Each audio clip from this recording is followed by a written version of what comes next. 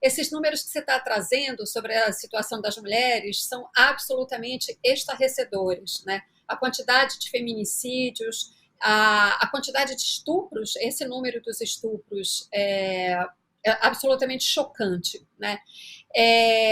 E você me pede um balanço, eu te diria, Conde, o seguinte: essa questão dos direitos da mulher, claro que se a gente analisa em relação a algumas décadas atrás, claro que a gente avançou, que a gente melhorou, mas na verdade nós temos várias situações, né, da mulher como detentora de direitos numa sociedade democrática, mas quando você analisa, né, de acordo com a situação socioeconômica dela, você vê que há mulheres numa situação bastante avançada, confortável, em torno de acesso a direitos, e você vê outras que ainda estão extremamente marginalizadas. Então, eu acho que o feminismo brasileiro, né, e esse mês sempre é bom, né, coloca em evidência pela data essa questão da mulher, e nós mesmas, nós mulheres, temos que refletir sobre isso, porque eu acho que nós temos vários feminismos, né?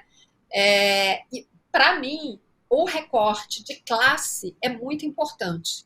É muito importante porque nós temos mulheres em situação ainda quase que medieval. E até você estava mostrando a situação, né, do Afeganistão, né, do Talibã, uma realidade muito distinta da nossa, mas você vê que agora lá as mulheres estão numa posição absolutamente marginalizada, né?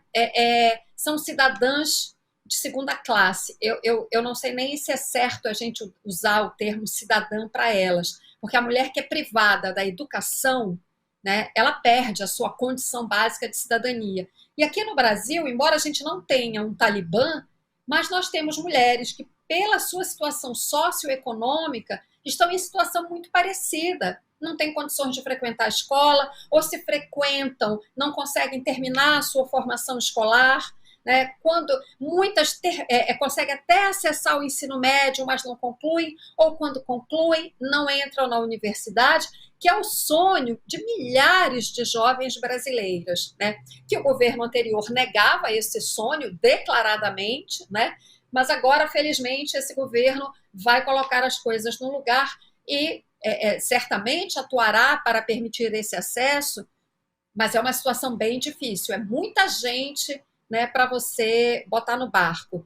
Então, eu faço essa reflexão, que eu acho que nós avançamos de uma maneira geral com relação aos direitos, eles estão no papel, mas na prática a gente precisa fazer esses direitos acontecerem para essas mulheres pobres, negras, marginalizadas, né, das periferias, dos quilombos, ribeirinhas, etc, etc. Né? Das periferias aqui das grandes cidades, eu estou aqui no Rio de Janeiro, basta chegar aqui, né, não precisa andar muito, a gente vê mulheres nessa situação. Por último, Conde, porque aí eu acho que é um aspecto absolutamente essencial dessa conversa e que aí pega mulheres de todas as classes, é o componente da violência.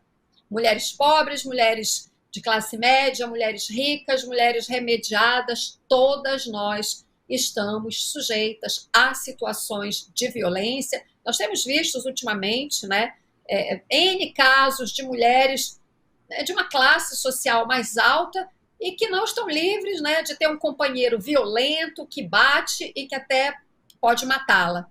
Então, esse componente da violência perpassa todas as classes.